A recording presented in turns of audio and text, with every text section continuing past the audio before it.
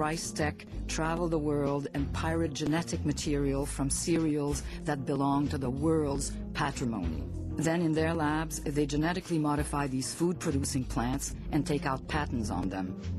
The rules of the World Trade Organization protect these companies. What I see happening is we get the promise of high-tech agriculture, which is dominated by large multinational corporations who right now are on a war front trying to corral or to own basically the genomes of our domesticated crops. So a company like Monsanto would like to own all of the crops, the genomes of the plants that they then can sell to farmers in India and Africa and North America. And I think that's a major danger. They would like to collect royalties from impoverished farmers. Costly pesticides, Roundup, the biggest program, and World Bank money is being used to market Roundup in Indian rural areas. Supported by international development organizations, the large international biotech companies create these new seeds by citing the necessity of feeding the starving masses. The idea that, well, population's going to grow, we got to keep getting all this biotech in order to keep feeding more and more people. It's crazy. It's not going to feed them now. It's not going to feed them 40 years from now. So I think that the whole idea that's being sold by the multinational corporations, that they're going to increase productivity to feed the starving people of the world, is nonsense, because it costs money to develop these biotech foods.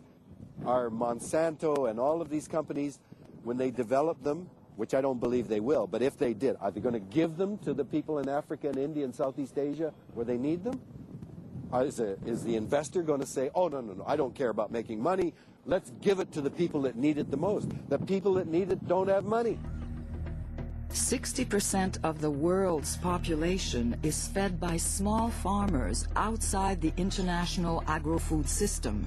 Yet we impose by force a system that ransacks all the rural economies. Today we see this as a problem of destruction of farmers' livelihood and the creation of starvation and hunger. Tomorrow it will be of absolute social breakdown.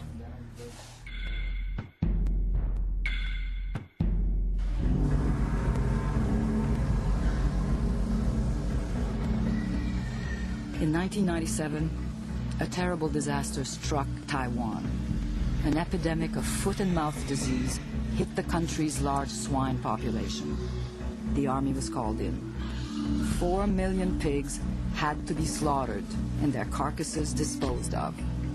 Taiwan's farmers had been too greedy and were now crashing headlong into the pitfall of overproduction. Buddhists prayed to appease the spirits of the sacrificed animals. The gods were no longer favorable.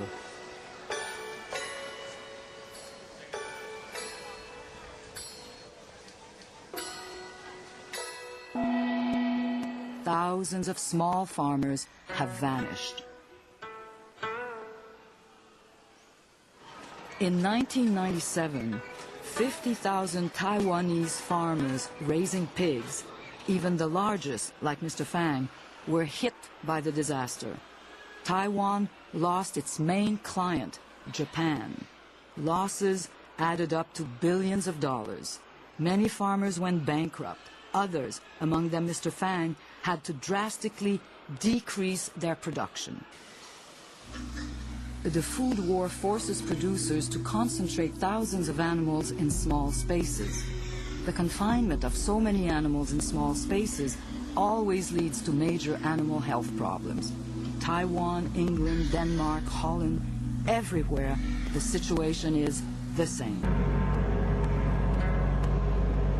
At the National University of Taiwan in Taipei, the epidemic mobilized the Department of Veterinary Medicine. Its director, Professor Lai, witnessed the transformation Taiwanese swine production had undergone.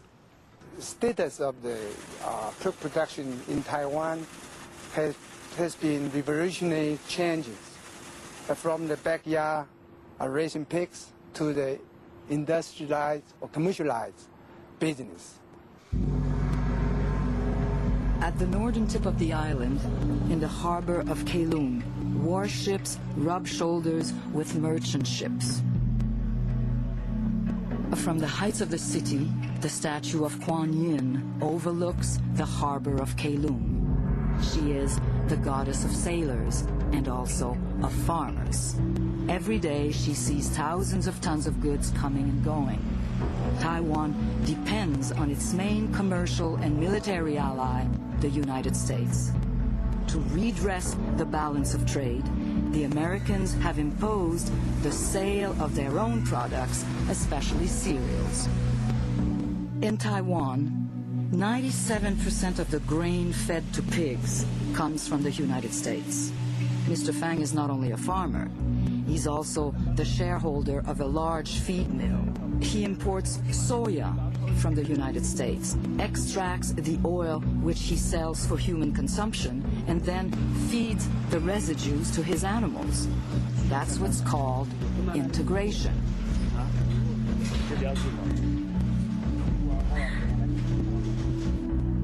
Industrial swine production is a major polluter. Taiwan is a small island, 500 kilometers long, 150 kilometers wide. The feces of 12 million pigs have been added to those of some 20 million Taiwanese. Taiwan has been devastated. The United States made the profits, the Japanese ate the meat, the Taiwanese are still paying the consequences. Mr. Fang has invested in a waste treatment system, but the environment and the water supplies of the island have been severely damaged. The food war gives no respite. Taiwan has to return to the line of fire. Before reconquering the Japanese market, it will be necessary to reassure a population deeply shocked and disgusted by the production methods of the swine industry. Encouraged by the farmers, the president of Taiwan sets the example.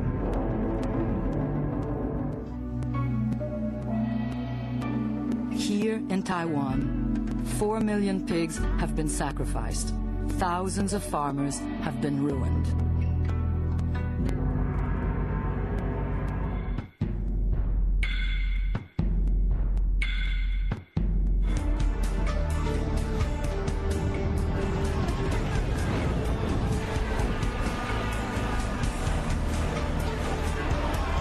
On sea as on land, the food war is raging. Fishermen are caught in a no-mercy war. The battle can't be avoided. Too many boats, less and less fish. Armed by major food companies, the industrial fishermen search the high seas looking for fishing zones that are ill-defended. Heading south towards Africa, the fight continues.